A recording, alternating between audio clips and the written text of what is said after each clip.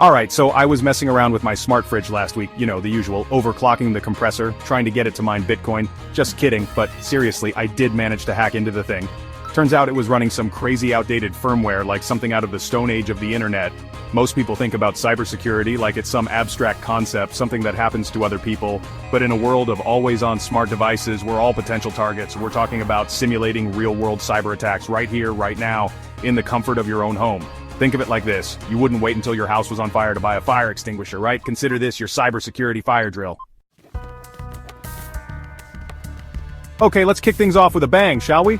We're talking AI-powered phishing attacks. With AI tools like ChatGPT, anyone can whip up hyper-personalized phishing emails that would fool even the most tech-savvy grandma. We're talking custom-tailored messages that know your name, your interests, even your deepest, darkest fears. And the scary part is, these AI phishing tools are only getting smarter. So, how do we fight back against this digital deception? Well, one way is to fight fire with fire. We're going to use the OpenAI API to generate some sample phishing emails, and then train a machine learning model to spot the telltale signs of a scam. Think of it like giving your inbox its own personal bodyguard, trained to sniff out suspicious language and dodgy links before they can do any damage. We'll walk through the entire process step by step, and by the end of this chapter, you'll be well on your way to building your own AI-powered phishing defense system.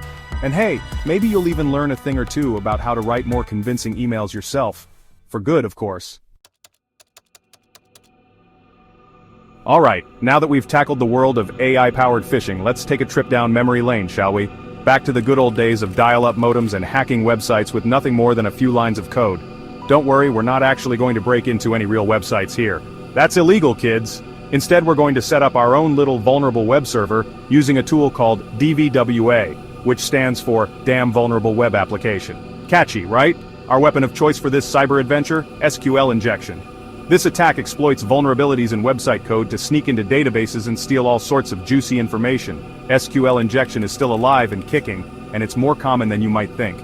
So we're going to learn how to use a tool called SQL Map to probe for these vulnerabilities, and then, most importantly, how to fix them. By the end of this chapter, you'll have a newfound appreciation for the importance of secure coding practices. Hold on to your hats, folks, because we're about to dive into the wild world of cross-site scripting, or XSS for short.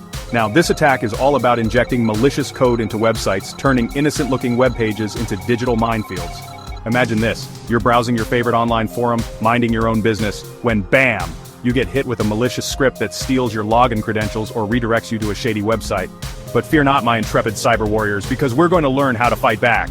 We'll be using tools like OWASP Zap and Burp Suite to simulate XSS attacks on our own test environment, identifying vulnerabilities and understanding how hackers exploit them.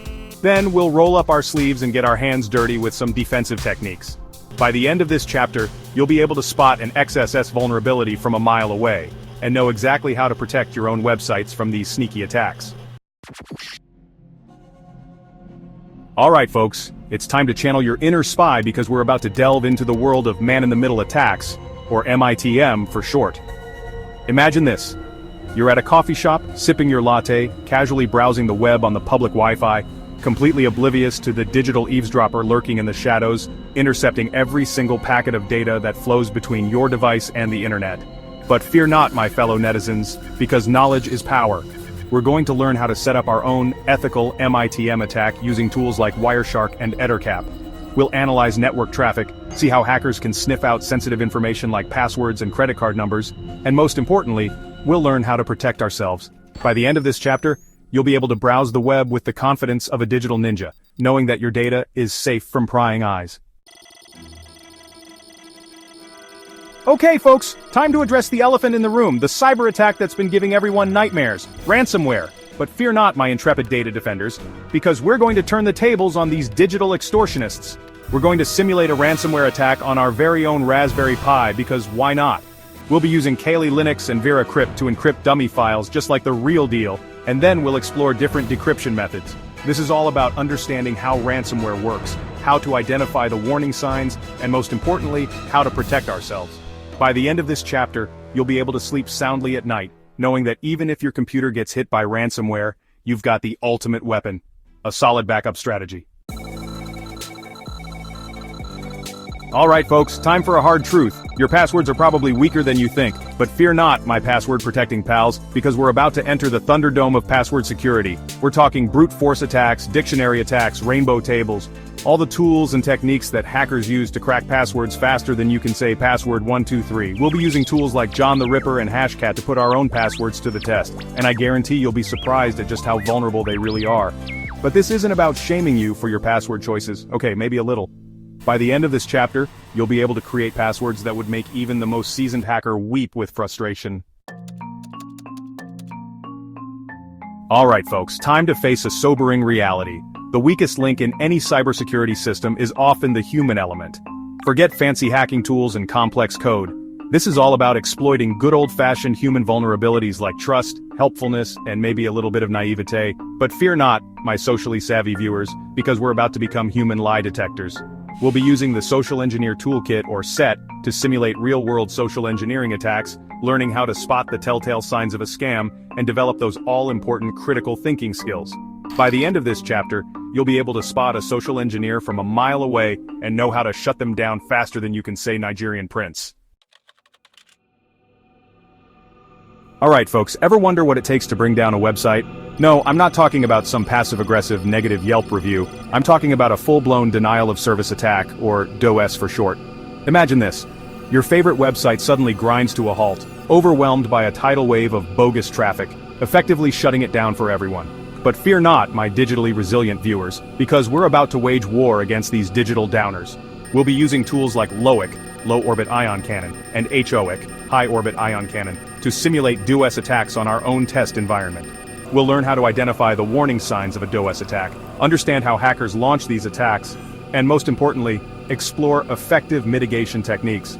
We're talking rate limiting, traffic filtering, and a whole arsenal of other defensive measures that'll make your websites about as appealing to DOS attackers as a dial-up connection.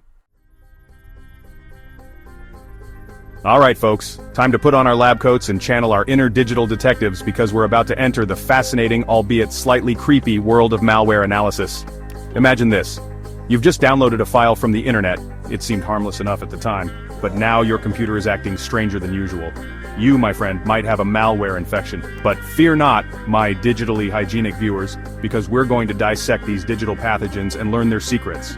We'll be using tools like Cuckoo Sandbox and Remnux to analyze malware samples in a safe and controlled environment. We'll uncover their malicious behavior, understand how they spread, and most importantly, learn how to protect ourselves. By the end of this chapter, you'll be able to spot malware from a mile away and know exactly how to keep your devices squeaky clean. Alright folks, remember that smart fridge we talked about at the beginning of this video? Well, it's about to get a whole lot more interesting because we're venturing into the world of IoT botnets. Imagine this, your toaster, your refrigerator, your smart light bulbs, all those internet-connected devices you love and rely on, are suddenly hijacked and turned against you, forming a vast army of digital zombies ready to do a hacker's bidding. But fear not, my IoT-loving viewers, because we're about to become digital Ghostbusters. We'll be using tools like Shodan and Metasploit to identify vulnerable IoT devices, maybe even your own, and simulate a botnet attack. We'll learn how hackers create and control botnets, understand the threat they pose, and most importantly, learn how to protect our own devices from becoming part of the digital undead. We're talking strong passwords, network segmentation, and keeping those firmware updates coming. So there you have it folks, 10 cyber attacks that you can simulate at home to hone your cybersecurity skills and become the ultimate digital defender.